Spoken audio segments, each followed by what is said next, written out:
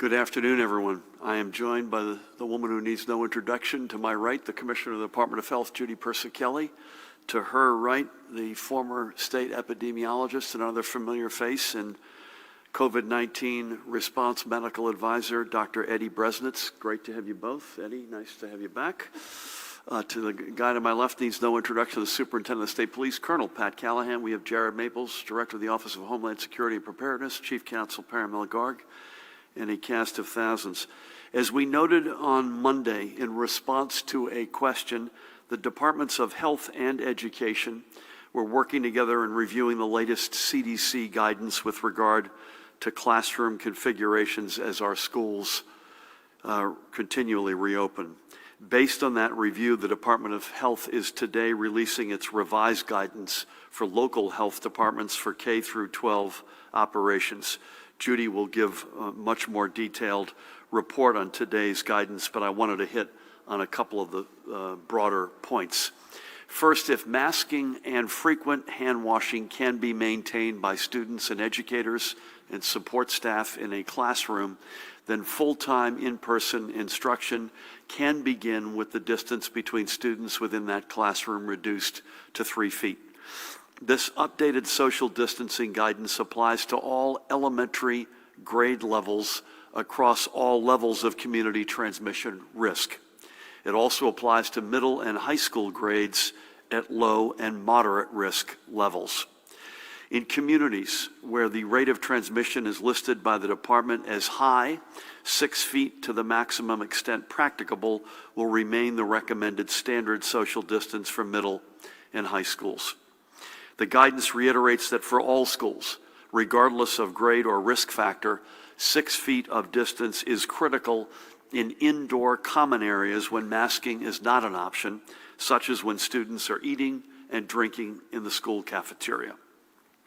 And as more and more of our educators receive their vaccinations, we must ensure that they continue to wear face masks and take other preventative measures, even once their vaccination schedule is complete.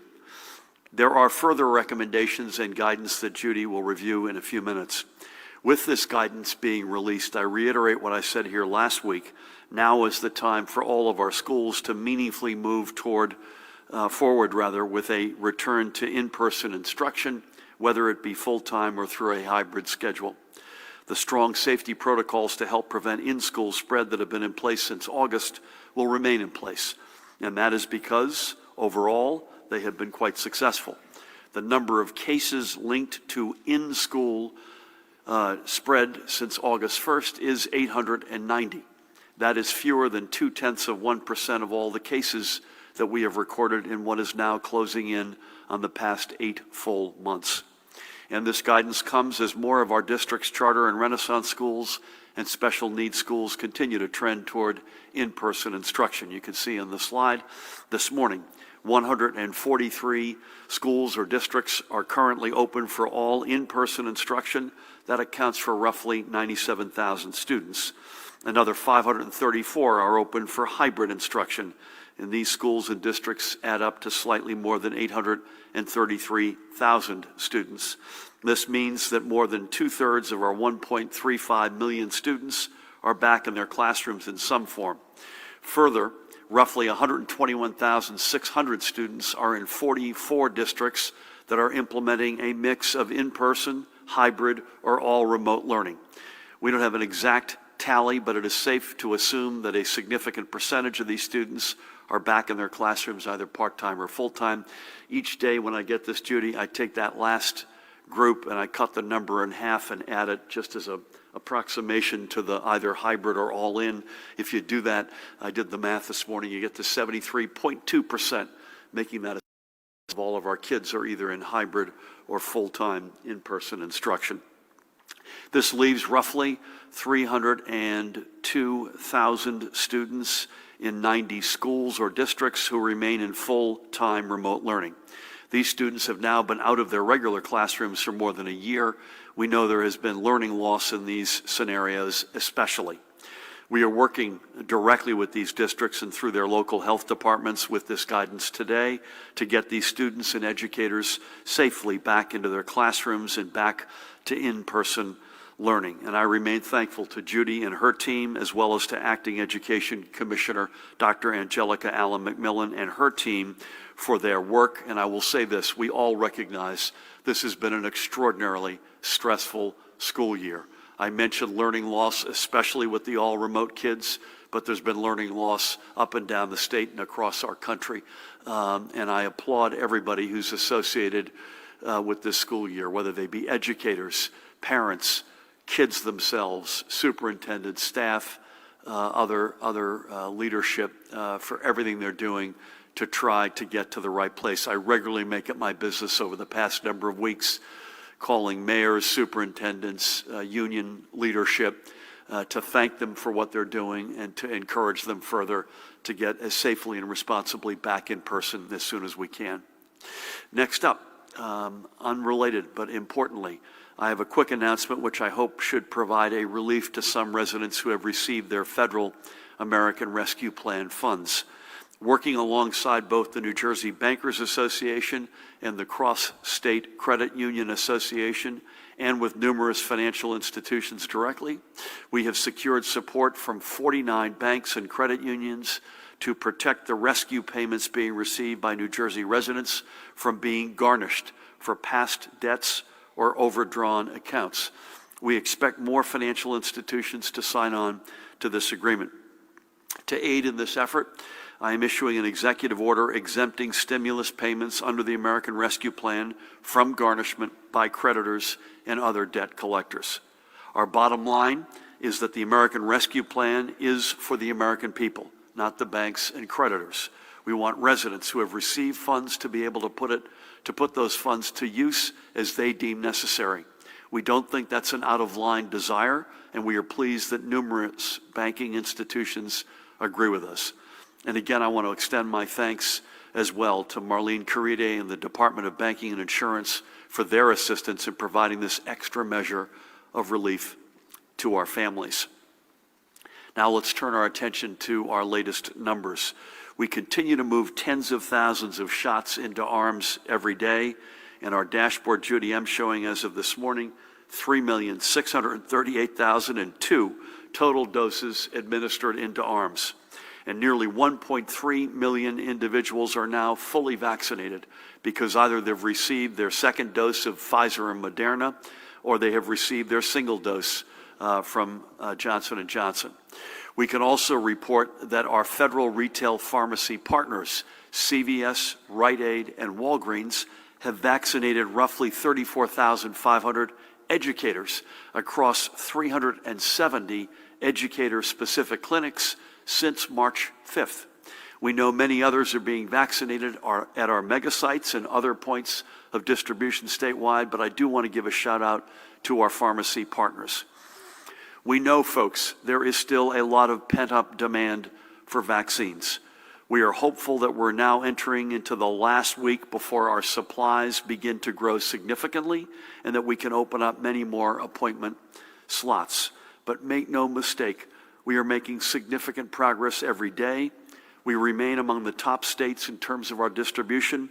And as I noted last week, we are the 11th most populous state. So we have been covering a lot more ground than some of the other states, which may be ahead of us in one category or another. As we move to the numbers of new cases in a second, we continue to see this stubborn plateauing, Judy, that we discussed on Monday and in fact last week. So let's turn to those numbers. So we're reporting 4,337 new cumulative either positive PCR or antigen rapid tests. The positivity for Saturday's 22,857 PCR tests was, guess what? It's a weekend, it's back up. Look at that, look at the graph. It is literally a sawtooth, Monday through Friday, sort of 6 to 8%, and then up to the low double digits on weekends, 12.49% in this case. But again, part of the reason is we think you're not getting tested on a weekend unless you've got a reason, but there's also a drop of roughly 50% in the number of tests that are recorded on weekends versus weekdays. Statewide rate of transmission is hovering, as it has been for the past several days, at 1.09. This means that every new case we record is directly leading to at least one other case. The spread of the virus is, even if it's slightly, is increasing and not decreasing. In our hospitals, after several weeks of the hospital census being under 2,000, yesterday was our second consecutive day where it is once again exceeding 2,000. In this case, a total of 2,136 patients, 2,010 of whom were confirmed COVID positive. Number of patients, and I'm going to come back to this in a minute, in ICUs, 430. Number of ventilators in use, 218. And throughout yesterday, 267 live patients were discharged from our hospitals, but another 312 patients were admitted. And as you can see, while not yet confirmed, 27 in-hospital deaths. Before we move on, Judy, we talked about this earlier. We said a few weeks ago, which I still think is the case, even though hospitalizations are up a couple of hundred over the past couple of weeks, there's a decoupling between cases and severe illnesses measured in the first instance by hospitalizations. Again, that's maybe, that gap may have shrunk a little bit because hospitalizations are up, but we know these variants are more easily transmissible. You and I were talking earlier, there now feels like there might be, and I say might, Eddie, I'm not hanging my hat on this yet, a decoupling between hospitalizations on the one hand and intensive care and ventilator use on the other hand. So you saw, just folks, yesterday to today, hospitalizations went from 2,000, and all hospitals reported, by the way, so there's no anomaly in reporting. 2,066 2 days ago in the hospitals to 2,136. But at the same time, intensive care went from 433 down to 430. Ventilators in use went from 234 down to 218. As we've said, 1,000 times, one day does not make a trend, but that's another potential decoupling that we're seeing, and that would be consistent with the efficacy of the vaccines, which, while in a range for preventing you from getting COVID, are all, at least as of the current readings, 100% effective against severe illness and death, please God. And this may be a contributing factor. I will leave it to the experts on my right to either confirm or deny this, but I think we think that that may be something. Again, given the stubbornness of our case numbers and the increases in the rate of transmissions, the numbers overall, the plateauing overall, are not shocking.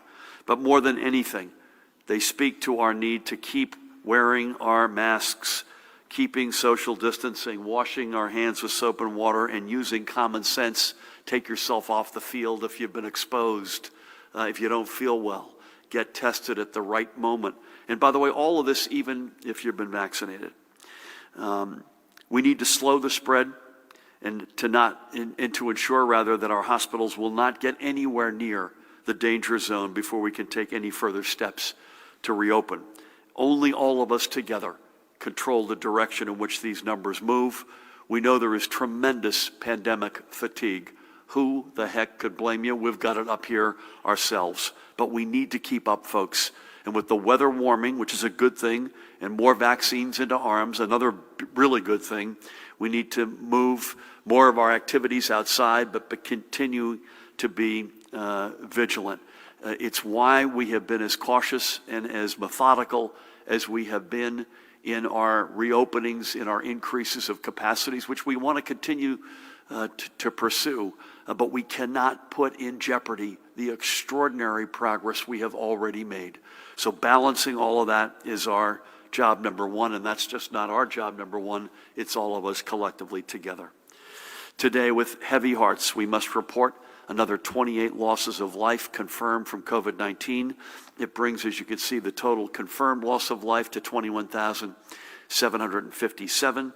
And the number of probable deaths, as we normally do on a Wednesday, has been revised to 2,535.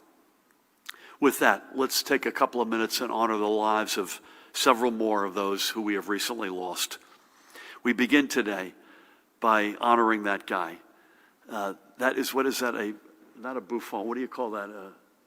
A pompadour, maybe? A pompadour? That is a great look and a handsome guy. Remember him, Joseph Metallo. He was 83 years old and had spent 75 years as a New Jerseyan, living in the New Brunswick area. He lived in Jackson, Sewell, and ultimately Hamilton. Joe left us in April, but his family recently reached out to our office to ask if we might consider remembering him in this forum, and it is my honor and our honor to do so. So it's kind of cool with a guy named Joe Metallo. He was a sheet metal worker and a proud journeyman for Sheet Metal Workers Local number 27 out of Highland Park until 1991. Retirement meant he had more time for bowling. And he was not just an avid bowler or a reliable teammate in the Ocean Lanes Bowling League in Toms River. He was a near expert bowler with multiple perfect 300 games to his credit. And he found a second pastime as a gardener at Six Flags Great Adventure. He left behind his wife of 53 years, Karen. They had 3 daughters, Darlene, with whom I had the great honor of speaking on Monday, Colleen, and Eileen, and he is survived by them and his sons-in-law, Dave and Steve, and his 8 grandchildren, Stephanie, Bethany, Chase, Joseph, Kenneth, Jason, Stephen, and Nicole, and a great-grandson who was born after Joe passed, and his great-grandson's name, Levi Joseph Cohen Metallo, a namesake after his great-grandfather. Joe was also survived by his brothers Rocco and Nicholas. We hope that over the past 11 months since his passing, Joe's family's grief has at least turned somewhat to the appreciation of his extraordinary life and the tears given way to smiles of memories. May God continue to bless and watch over his memory and his extraordinary family. Next up, we recall one of the giants, I will say to our members of the media, one of the giants of our journalism community, Robert Comstock. Bob was 93 years old.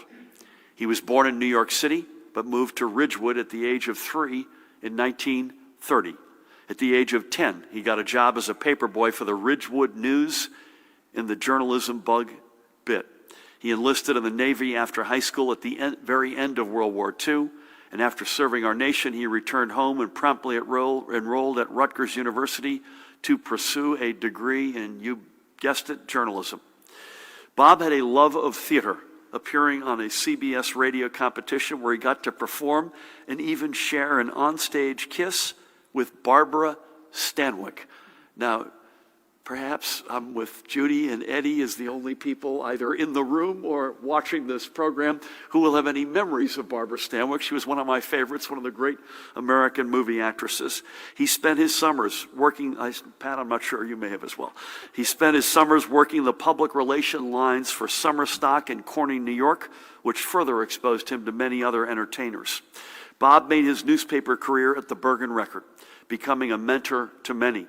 He took a break from the paper to serve former Governor Brendan Byrne as his press director, but then returned as executive editor. He also helped educate a new generation of journalists as an associate professor at Rutgers University. Bob was a member of the New Jersey Public Broadcasting Authority, the New Jersey Committee for Humanities, and the Advisory Committee on Judicial Conduct of the New Jersey Supreme Court, among many other civic engagements. Bob is now reunited with his beloved wife, Barbara, who we lost in 2015, with whom he shared 59 years of marriage. He leaves behind their daughter, Kate, with whom I had the great honor of speaking on Monday, and son, Eric, and his grandsons, Alex, Ben, and Theo, and he's also survived by his sister, Margot. We honor Bob and his legendary career. We thank him for his service to our nation, and may God bless and watch over him. And last but not least, let's take a moment to also honor this guy, Pat. Former Bloomfield police officer Benny Cristiano. And Benny was just 53 years old. Benny was a Bloomfield lifer, born and raised. In all, he served 28 years serving his neighbors and community and had only retired, you ready for this, on December 1st. A motorcycle enthusiast, as if I had to tell you that, Benny loved his own Harley Davidson, which he rode with the Hired Guns Motorcycle Club. He also rode for the Bloomfield Police, leading numerous funeral processions for those in the community who had passed.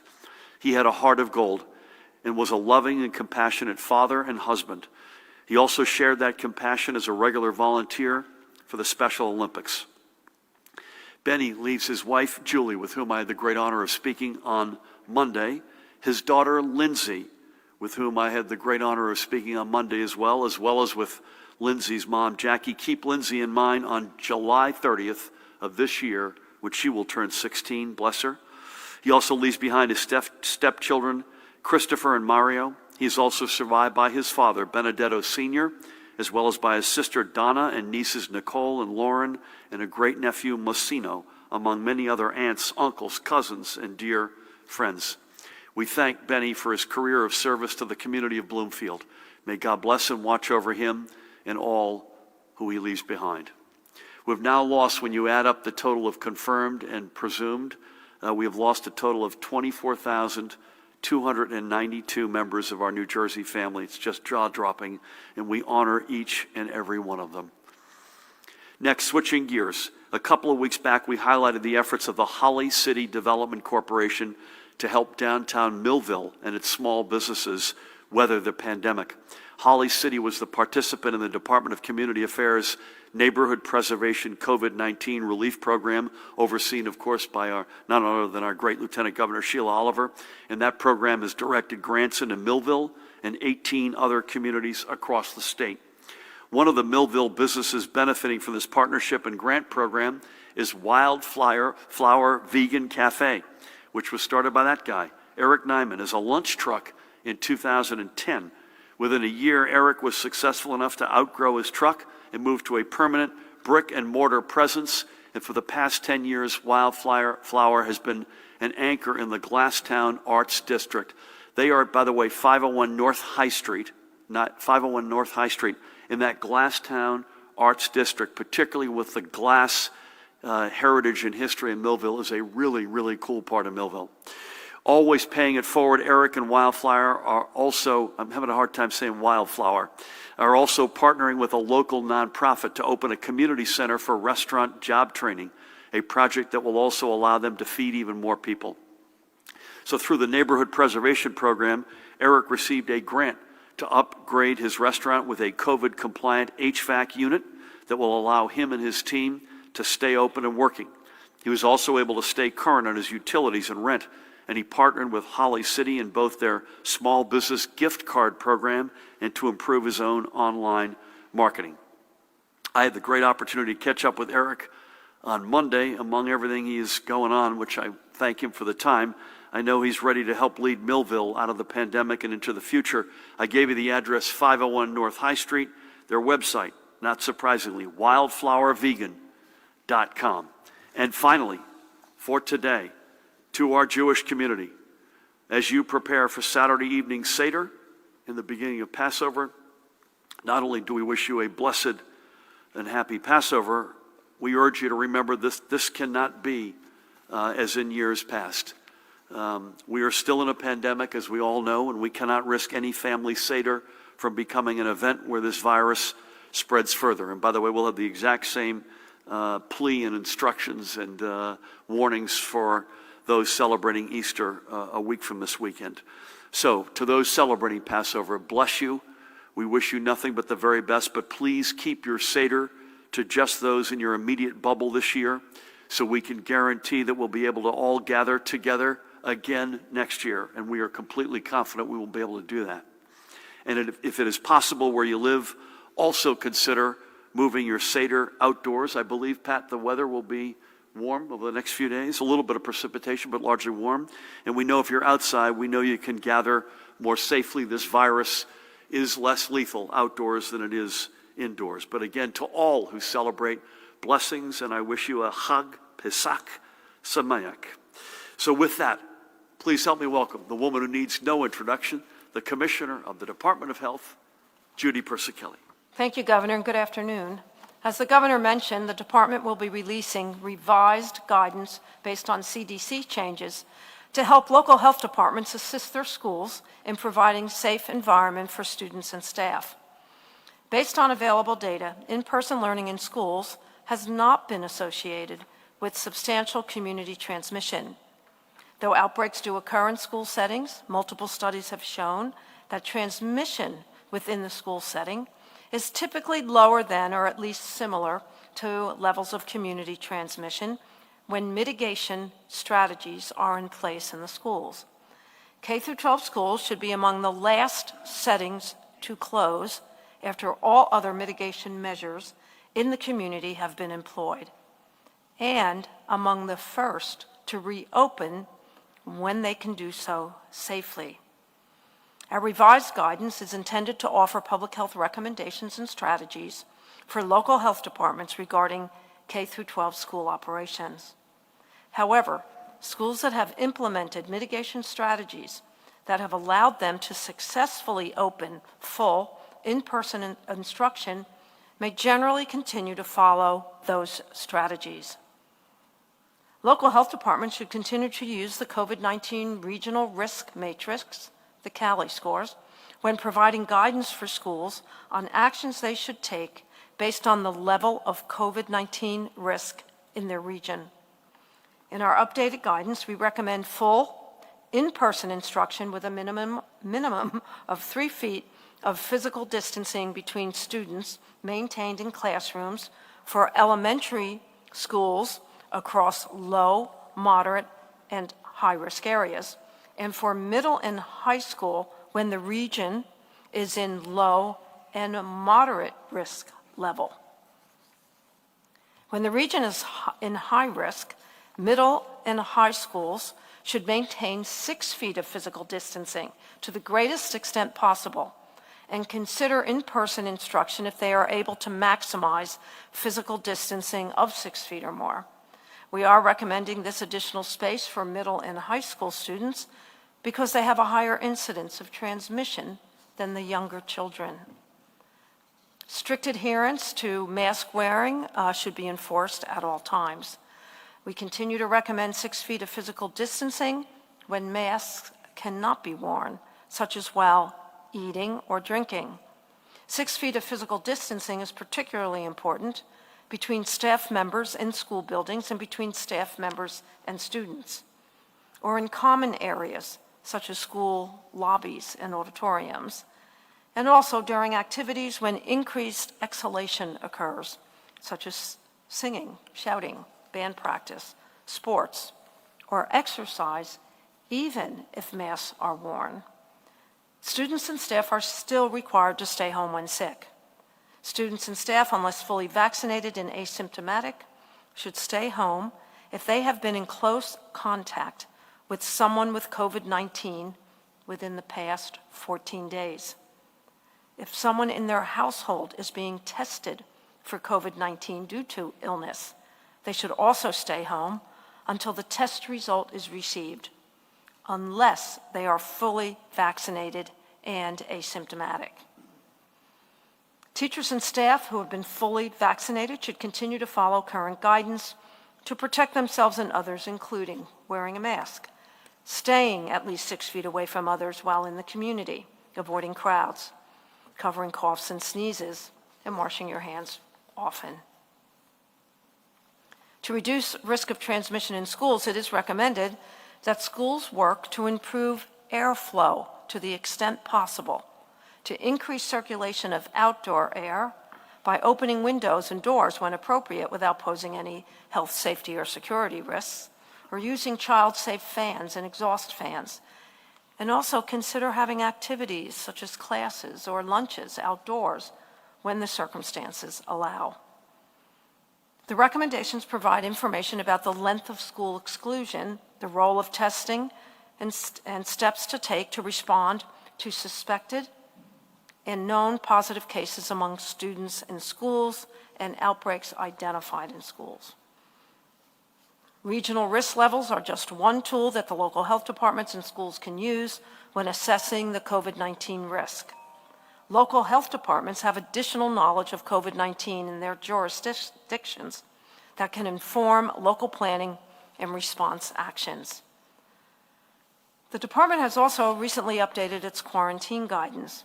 The department is following CDC recommendations that say individuals who have clinically recovered from COVID-19 in the past 3 months and those who are fully vaccinated do not need to quarantine after having close contact with someone with COVID-19, as long as they remain asymptomatic.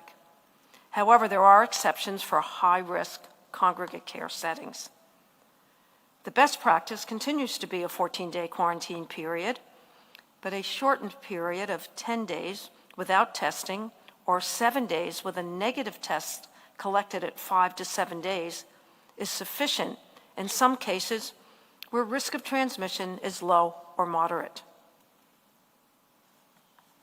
In the coming days and weeks, the faithful of New Jersey's religious communities will be celebrating various holidays. While under normal circumstances, these would be times to congregate for religious services and family gatherings, we continue to urge residents to abide by the limits set forth for indoor and outdoor gatherings, gathering size and religious service capacity to reduce the spread of the virus. As a reminder, the gathering limits are set at 25 individuals indoors and 50 individuals outdoors. Indoor gatherings for religious services must be limited to 50% of the room's capacity. And even with the gathering size limits, individuals should continue to wear masks and practice physical distancing. We ask that religious leaders notify their congregations of any live-streamed or televised services that may be available and provide them with suggestions on how they can create meaningful celebrations at home without gathering with large groups.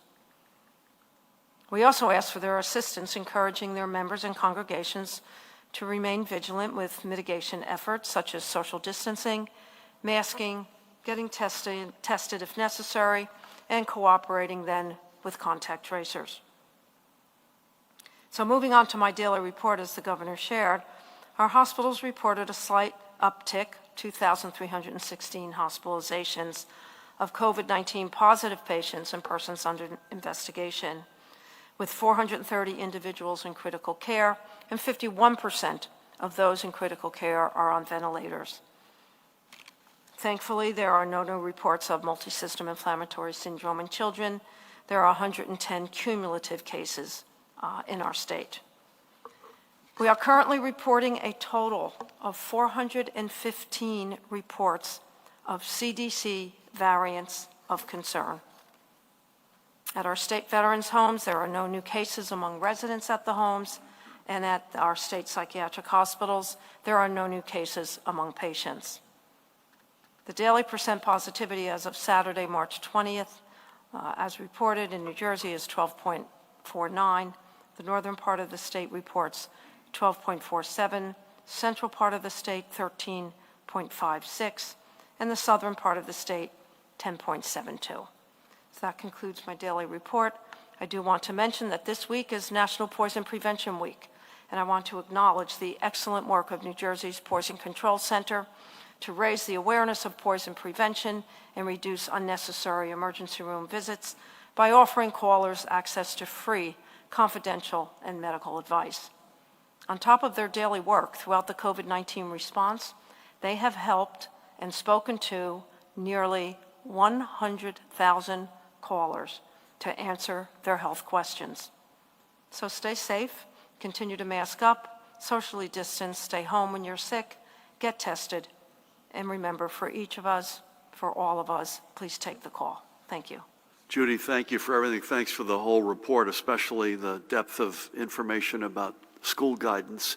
But your last point on poison, it's a good reminder that life marches on. Challenges remain among us. I had a call with some friends yesterday, and just ticking through a bunch of outstanding items: lead paint, lead service lines, to pick an example. It's not like because of COVID, all these other challenges that as a society or as a state that we face have gone away. So it's a great reminder that, both good news and bad news, right? So there's so much to be thankful for and proud of, and at the same time, the challenges that we had 13 months ago, they've not all miraculously gone away. So thank you for pointing that out.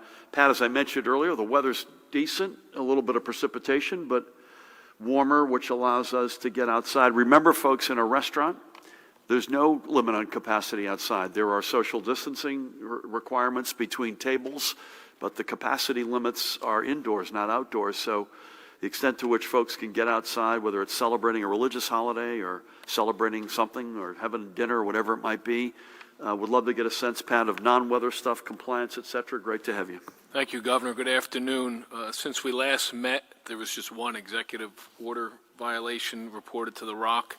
Elizabeth Police Department responded to the XL Nightlife Club, which had a large disorderly crowd there, and were found in violation of the executive order.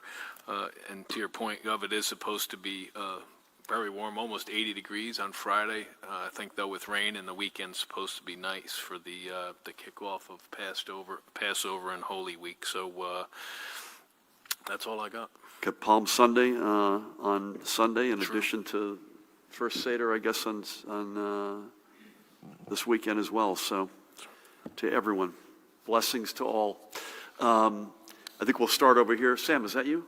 Good to see you. Before we jump in, a couple of things. I think we will do as we have predicted. I think we'll be virtual tomorrow, and we'll be on the road on Friday. I looked at our tentative plans, Judy, on Friday, and I think it's going to be late morning, and so I can say with a fairly high degree of confidence that we will have the COVID numbers wherever we may be on Friday. Pat, would love to have you join us as well. So, and we will then get back to the regular rhythm that we've gotten. So with that, Sam, good afternoon. Welcome. Afternoon, thank you. Pardon for the long wind-up on this one. There was a big push last year for parents to get their school-age kids scheduled for typical childhood immunizations.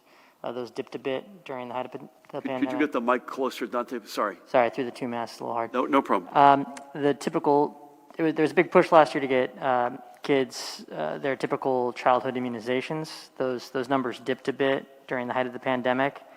I'm wondering if those numbers have recovered at all, and with there being such a big push to get kids back in the schools, and with vaccine skepticism increasingly pervasive, if you think it might be time for the legislature to revisit eliminating the religious exemption. Second question, also schools related. School Development Authority CEO Manuel De Silva said yesterday talks between your office and legislative leaders have stalled over the fate of the SDA.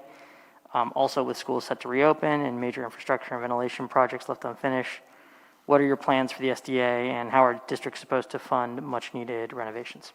That's it. Sam, thank you for wearing two masks, by the way, even though it may be a little harder to hear you. This is a great example of what Judy and I were just talking about on the immunizations. I mean, this is a case where life marches on, and having said that, I've got no comment on the question on eliminating religious exemptions. I've got no further thinking on that. But Judy, any color on, actually, let me hit the SDA and we'll come back. Any color on immunizations overall and the impact that it may or may not have on getting back into classrooms? On SDA, listen, it's an ongoing reality. We want to absolutely get to a good place. It's a topic that we've brought up with legislative leadership over the past, actually at this point, couple of years. We've had good constructive discussions. In the absence of having a sort of bigger master plan agreed upon, we've got, Paramount will correct me, we've got $200 million in the budget in lieu of what otherwise would have been an increase in indebtedness that is directed toward the SDA.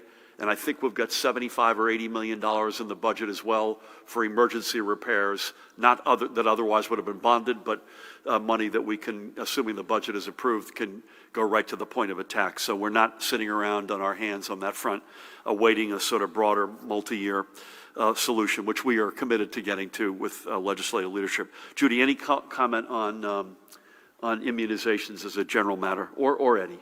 Yeah, the 2021 immunization data is not available yet. I'm trying to find out when it will be for you, Sam, but I don't have it quite yet. Can we come back to you? Yeah. Mahan, will you keep that in mind? Let's hit Matt next. Sam, it was good to see you. Matt, good afternoon. Good afternoon. Will parents have an option to do virtual learning in September if they want that for their child or children, even if schools are ordered to do in-person education? As we're sitting here now, no. Okay, thank you. We want to be, I want to be unequivocal about this. We are expecting Monday through Friday in person, every school, every district. Obviously, if the world goes sideways, we have to revisit that, but as of this sitting, the answer is no. Great. A few on vaccines. How do you respond to Newark Mayor's statement yesterday that he wants to make vaccines available to all adults now, since the inoculation rate is so low in urban minority communities? Can you provide the number of vaccine doses you expect to receive over the next 4 weeks and detail how much of a role J&J will play in that? And can you clarify your comments just earlier now?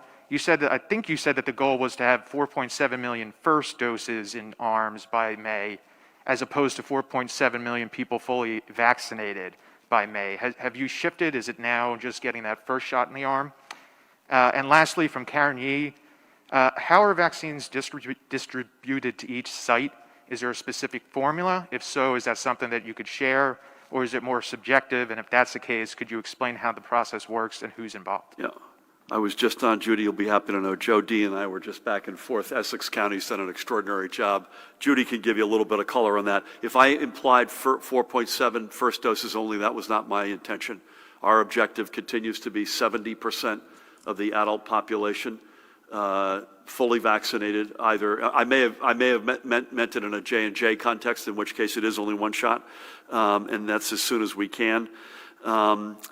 Mayor Baraka, by the way, continues to do an extraordinary job. We're going to open things up as soon as we can reasonably open it up, and I think it's going to be somewhat dependent, if not meaningfully, if not mostly dependent on supplies that we get in the indications we get out of the feds. Remember, we've got more communities coming online on Monday. We're not making any news today, but I would hope sooner than later we can signal at least probably one other set of communities that will come online at some point, I hope not too long in the distant future. And then again, by May 1st, everybody's up to bat. I also think to the mayor, and the mayor's done an extraordinary job, not just on COVID as a general matter. To the mayor's point, Judy and I were on the phone with the team this morning talking about, in the very near term, supplies hopefully going up from the feds and using things like the mobile vans at our disposal, hopefully sooner than later, that can go deep into urban communities, especially that have been harder to reach. I think, Judy, you've got some sense of next week's supply, which is, as we guessed, up, not quite as up as we had maybe hoped, but they're still signaling, the feds are still signaling that there's going to be that quantum increase. And any color on that, and or the formula and how you think about allocating vaccines across various distribution points? The first thing, and I've said this a number of times, we don't know weeks in advance what we're going to get. We find out every Tuesday, by the end of the day, what we're going to get delivered directly to the points of dispensing the following Monday, barring any weather emergencies. It usually arrives on Monday. So, for example, this week, the week of 3/21, our total allocation was 416,660. Of that, the total Pfizer was 231,660. They were both prime and booster doses. Prime doses, 120,510. So of Pfizer in New Jersey this week, 120,510 individuals will start their vaccine journey. 111,150 individuals receiving Pfizer will get their second dose. Moderna has not changed over the last couple of weeks. Total is 174,800. Prime doses, 87,400. So 87,400 individuals will start their Moderna vaccine journey this week, and booster, 87,400. This week, and it was a surprise to us, we did get some J&J. We were not expecting it. We got 10,200 doses of J&J. A pleasant surprise. A pleasant surprise. Given all the surprises. Now, next week, we had another surprise. We are getting 494,430 doses. 267,930 of Pfizer. Prime doses, 148,590. Booster doses, 119,340. Moderna, stayed the same, 174,800, of which it was split between 87,400 prime and 87,400 booster. And we were notified that we were getting a total of 51,700 J&J. So another good surprise. So the next question is, how do you allocate that? Well, first of all, the booster doses are already allocated. So we know exactly where to send them to match them to the individuals that received their prime doses either 21 days prior with Pfizer or 28 days prior with Moderna. Then we look at every point of dispensing, of which now we have over 600. We look first at equity. So there is what we call a parity formula that we use. How close are the administrations to the representative population? So it's equity. Then we look at disease burden. What are the COVID-19 deaths per 100,000 in that municipality or county? Then we look at SVI, the Social Vulnerability Index, which takes in the percent of poverty, percent of individuals from communities of color, and percent of individuals that do not have a car, for instance. Then we look at throughput. How many doses can each point of dispensing move through in a day? We don't want to give them more than they can handle, because then the doses end up on the shelf. And we have a rule that you have to start dosing within 24 hours of getting the vaccine. And then lastly, we look at inventory. How many of the points of dispensing have more than 3 weeks inventory on the shelf? And as we get more vaccine, that will probably close down to 2 weeks, but right now it's 3 weeks. So it's equity, disease burden, SVI, throughput, and inventory. We do that for all 600 sites. And then we start allocating depending on how fast, how quickly, how efficiently, and how many doses we can move by the end of the week and start all over again. A master class. It occurs to me, you don't want to create an eye chart, and nor do I, but Mahan, it might make sense at some interval to just put up the big numbers of the doses and supplies we're getting, right? It might, but that was, Matt, you're probably sorry you started asking the question there, but you got it. It was a great tour de force. Judy, thank you. Back to Mayor Baraka's rightful concern about the vaccine getting into all communities in our state. Pat, anything you want to add to that? Thanks, Gov. I would just add, and Judy and the team and I are on daily with regards to the various challenges, and similar to what we saw with children and education connectivity, we face that same challenge with our minority and elderly populations, and then that challenge coupled with transportation, certainly one of them. That's where these mobile units are going to come in. But if you think from the IT technology standpoint, that's the registration piece, that's the appointment piece, that's the availability of vaccines and where they are. So we're every day, that incident management team from health and from the state police and FEMA trying to overcome those challenges to make sure that that equity piece is certainly we need to move the needle considerably. And those efforts are only going to intensify, and we commit to that and promise that. Matt, thank you. Kenny, is that you? Yes. Okay, sir, how are you? Is that a New Jersey flag? It is. Another reason to welcome you. Thanks for coming. Thank you, Governor. Continuing the theme on access, and you answered some of these questions, so forgive me in advance for repeating this. As we acknowledge that the number of people who are vaccinated among the communities of color are already low, will the community-based sites be enough? And you just mentioned the vans that will go further into the neighborhoods. Also, if the issue is access, and it sounds like it is, how is that going to be improved? Did you say access? Access. Yep. I think the issue is really more supply than access, but it's both. Okay. Go ahead. Also, can you talk about how the state is helping those who are not within that mile or so to get the access link to get to public transportation, to get to a site? And then my last question. So, sorry, those are folks who do not have the transportation to get to a site? Right. So, like, if they call NJ Transit Access Link, Yep. they're like outside of that halo. Yeah. And then the last question is, AARP has called on the state to come up with a plan to reach those who are homebound with the vaccination. Where are you in the planning stages if you have addressed that? Yeah, I mean, Judy and Pat should jump in on a lot of these. The community-based sites, I think you mentioned, we've done a lot of these with FEMA. I would hope we're going to continue to find ways to work with FEMA and broaden that out, whether it's with FEMA or our own two legs. Judy can talk about that. Vans, I think you're thinking in the next 3 weeks. We've got the vans. We ordered them. It took a while to get them. We have them.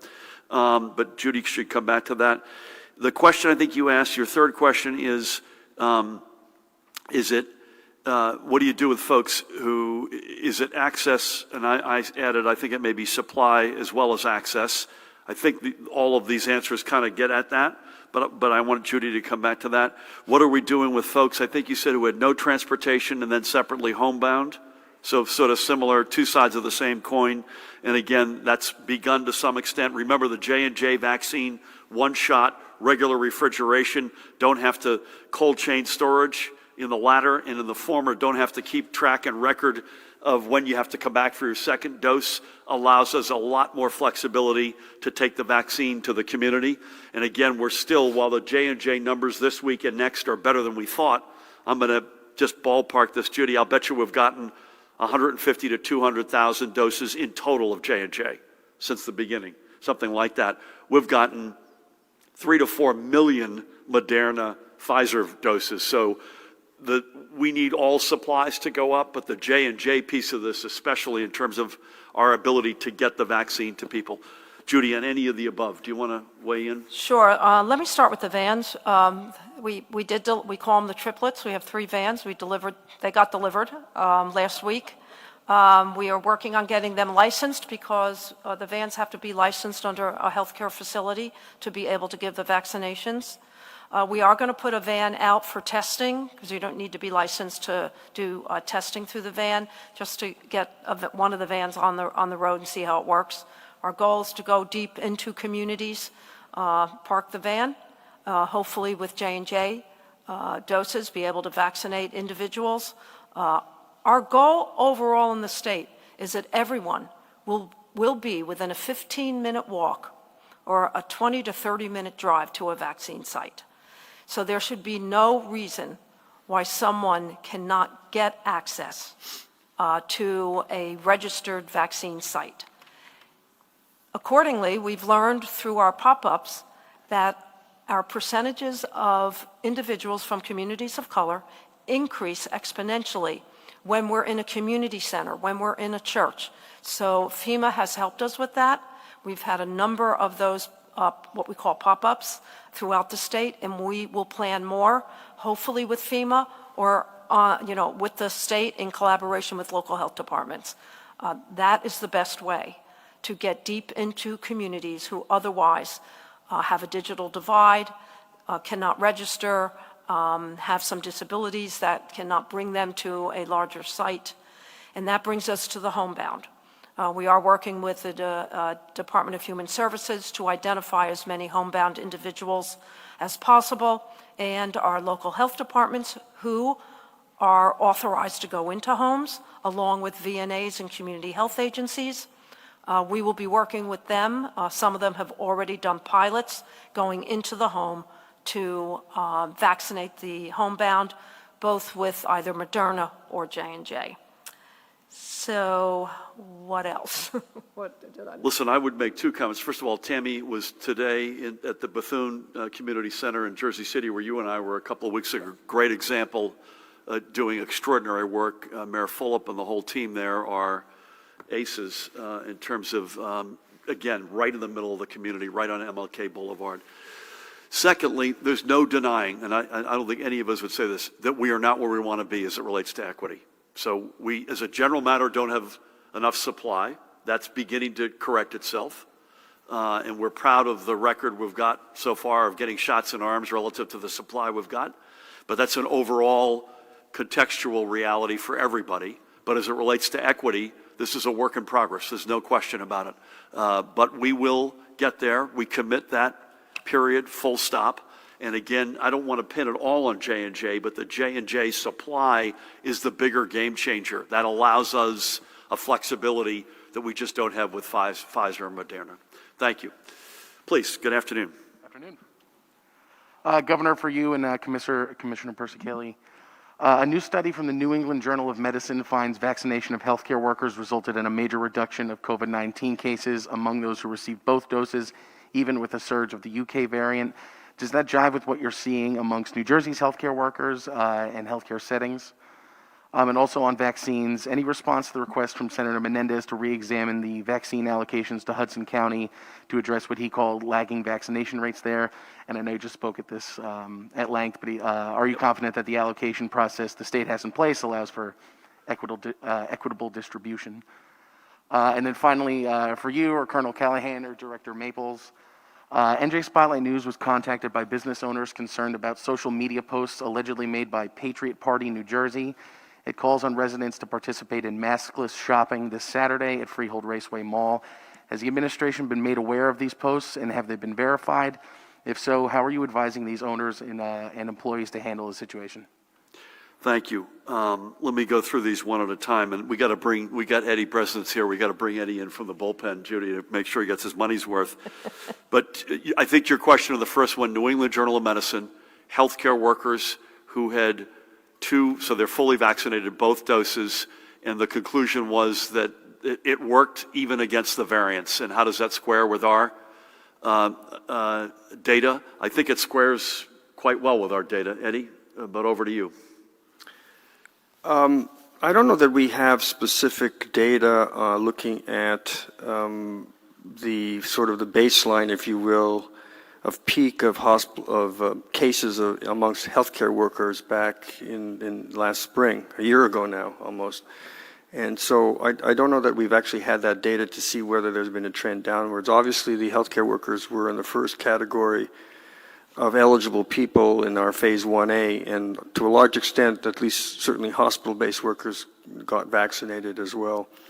I did not see the study that you referred to, but I did see another study that was published in the New England Journal of Medicine that looked at a small group of people, I think it was in Missouri, in a hospital in Missouri, who had actually gotten COVID-19 and so had some baseline antibody level, and after one dose had a significant increase in their antibody levels, basically showing that they already had a response because of natural infection and then got a bump with the first dose, although they were subsequently going to get the second dose. So, it's expected that healthcare workers really should see a reduction, at least those among those who. And yes, it's true the variants are certainly the major variant we really should be talking about. There are many different variants, and most of them actually that would develop self-destruct, actually. But the three variants of concern, the one that we call the UK, the one from South Africa, and a couple from Brazil, actually is four. It's really the one from the UK, the B117 variant, that's of most concern, not just in New Jersey, but in the US as well. And yes, it's true that it's increased transmissibility, but there doesn't seem to be that the vaccines don't have, efficacy against that variant as well. So from my perspective, there's confidence that there's less disease among healthcare workers, and also even though the variants are circulating, that they have less likelihood to actually get infected because the vaccine's not working against it. It works, and I think we should be confident in that as well. Eddie, I use the word data, and I misspoke. I think it's consistent. I would put it this way, again, the non-medical expert, consistent with our expectations. Correct. Right? We get asked this question all the time. Listen, you're making great progress on vaccines, but you got a lot of cases, depending on the day of the week, we might be number one in America, and it's not the number one we want. I personally think it is a combination, probably some fatigue, but overwhelmingly density, especially not just the state, but the region adjacent to New York, and the fact that we have, up until now, had to conduct most of the past several months indoors, our business, whether it's eating, whether it's celebrating, whether it's whatever it might be. And that's not the case in states in the South, and I hope it won't be the case here either soon. let me just give Senator Menendez a huge shout out at many levels, including the American Rescue Plan as it relates to the Senate side of this. I don't think we would have gotten it if it weren't for Bob Menendez, period. Secondly, I take his letter very seriously, and it is consistent with the conversations that we had with Matt and with Kenny, that we have a ways to go.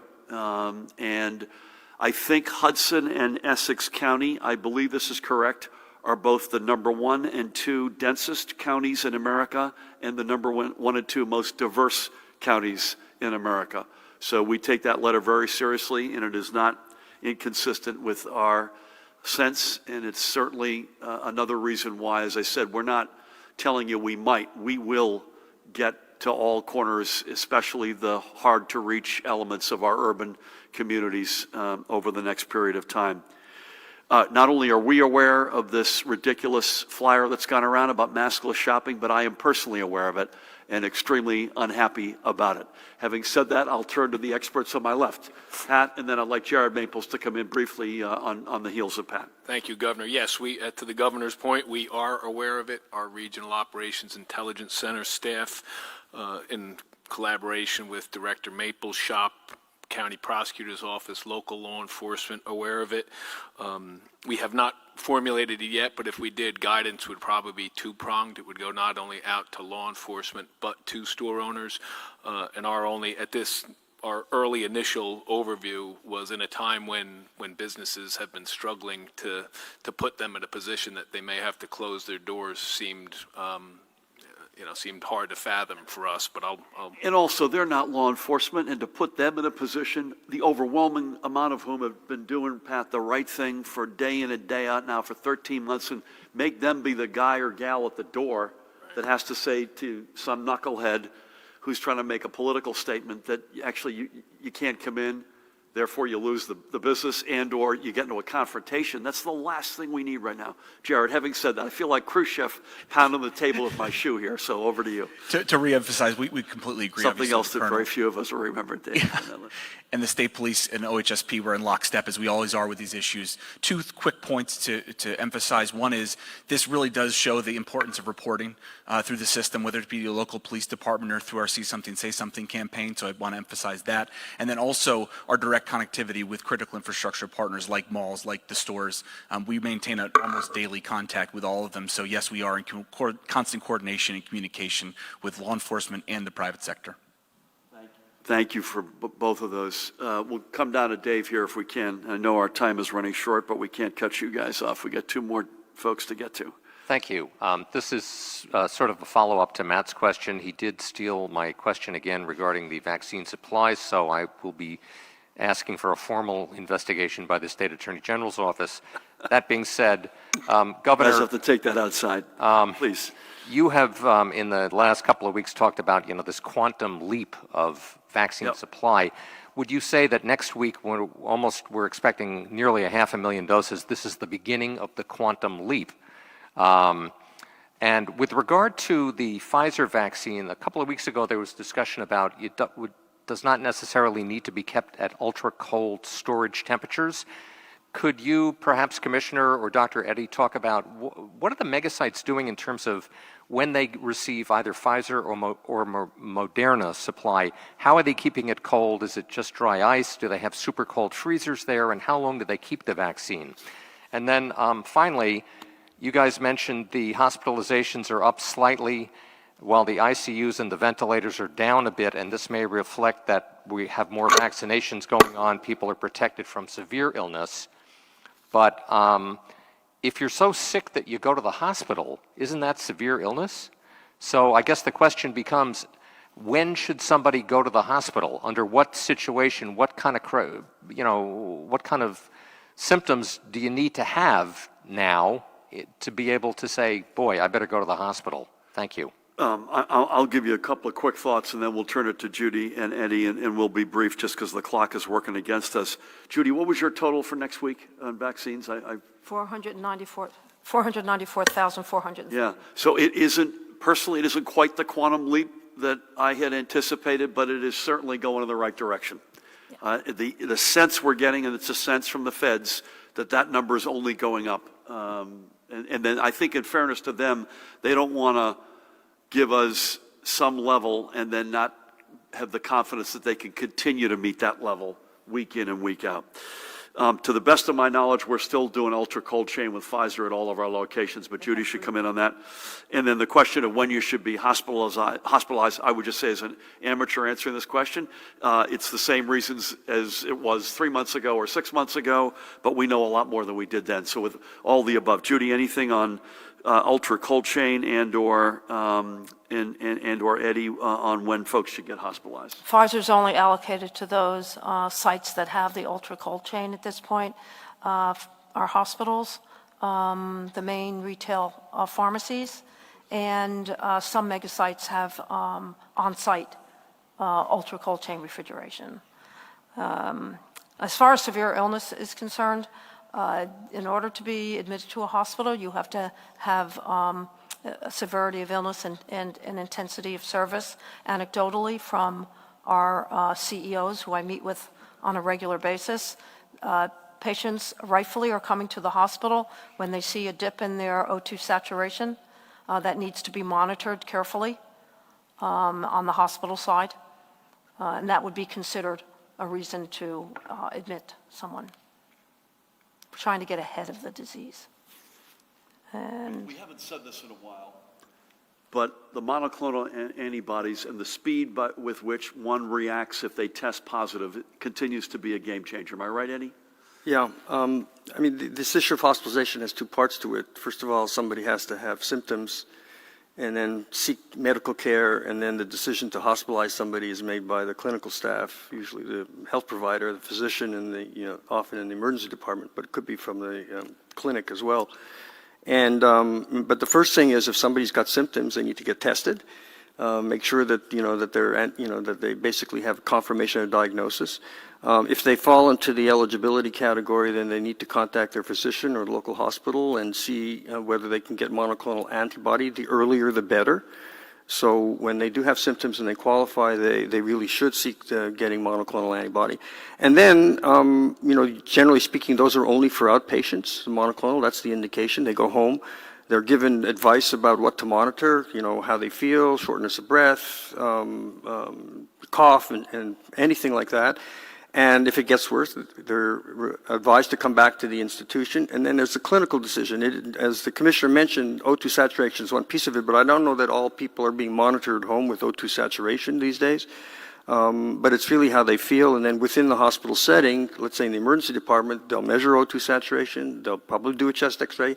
First and foremost, they're going to examine the individual to see, what their clinical condition is, their vital signs, and so on. And then, based on various criteria, they may or may not be admitted. Obviously, if they have underlying comorbidities, that will impact their severity of their illness and the decision whether to hospitalize them or not. And finally, what kind of support services do they have at home? If they're alone, it may not be that they can take care of themselves, even feeding themselves, or dressing, or activities of daily living. All those factors go into making the decision of whether somebody should be hospitalized. I can't recall who it was off the top of my head. I have my notes back at the office, but one of the survivors with whom I spoke on Monday of the folks I memorialized today said that she said they wish they had known a lot more about oxygenation levels sooner and had the ability to monitor that at home, because that ultimately was a game changer for their family member who's lost. So thank you. Nikita, good afternoon. We'll close it out with you. Good afternoon, Governor. We're all on your cabinet today. So this is to the superintendent. So you were nominated in 2018, and in the 3 years since, there's been no action by the Senate to confirm you to your position. Given the fact that I don't hear criticism of you from either side of the aisle, that seems strange to me. So I'm just wondering if you can say, why is it that you have not been confirmed? Separately, on the filling of vacant cabinet posts, so Commissioner Catherine McCabe resigned to move, actually I'm not sure, she resigned last December, and we're now in late March. What's the status on the search for a replacement, and do you think that it's realistic to get a new DEP commissioner confirmed before the end of the year? Same questions for commissioners from Human Services and DMAVA. And I'm wondering how far you are to nominating permanent commissioners there, and whether there's a reason you haven't nominated acting commissioners Sean LaTourette or Sarah Adelman. And finally, what is the status of acting commissioner Alan McMillan's confirmation? You'll be sorely disappointed by all the answers. Pat is an extraordinary leader, among the very most impressive leaders I've ever worked with. And I remain confident, while it may have taken a long time, this ship will ultimately get into port. I can't tell you when, but I can't say enough good things about him. As it relates to, I think you said, Department of Environmental Protection, Department of Human Services, Department of Military and Veteran Affairs, we have, at the moment, very good and able leadership in each of those organizations. Sarah Adelman in Human Services, Sean LaTourette in DP, and Colonel Acting Adjutant General Lisa Howe at DMAVA. And, in Lisa's case, we're particularly thankful that she's a medical expert overseeing the National Guard, because, yes, we've still got hundreds in Washington, D.C. deployed, but I suspect residents out there who watch us every day and have been vaccinated, they've seen a member of the National Guard. I almost can guarantee that in that process. So nothing new, but obviously they're really outstanding leaders. And the same thing with Dr. Alan McMillan. She's doing a terrific job. And again, she's been thrown into the fire in that process. Again, I don't have any specific answer, but those processes, whether it's interviewing folks, whether it's working in the advice consent side of our life with the Senate, those processes go forward. And again, we are blessed as a state with each one of those people, beginning with the guy to my left, by extraordinary leaders. With that, thank you all. As always, I'm going to mask up. I got a couple with me as well, Sam, today. And I will say it does make it harder to be heard. So I'll be brief. Judy and Eddie, thank you, as always. Great to have you both. Pat, as always. Jared, Paramel Mahan, the rest of the team. A couple of quickies and I will be brief. Folks, keep doing what you're doing. You've been extraordinary, whether that's the millions of you or whether it's proprietors or everybody in between. One of the people I'm going to memorialize on Monday, I spoke to his granddaughter today, and he passed at St. Joe's, and guess what I said, what line of business are you in? She's a nurse at St. Joe's. So we don't say this often enough, to the healthcare workers, to the members of law enforcement, to the frontline essential workers, educate, whoever you are, our hat is off to you. Please be particularly careful as you celebrate the couple of big religious holidays coming up. We've got Passover beginning this weekend. We have Holy Week and then Easter a week from Sunday. And we've got Ramadan only in a few weeks coming up, 1, 2, 3. So would ask you, please celebrate those holidays responsibly, and if you can, preferably out of doors. Again, we'll be on the road on Friday, and we'll be, I believe, at a time where we'll have COVID data with us, and otherwise we'll be virtual tomorrow over the weekend, and we'll see you back here at 1 o'clock on Monday. Thank you all. God bless.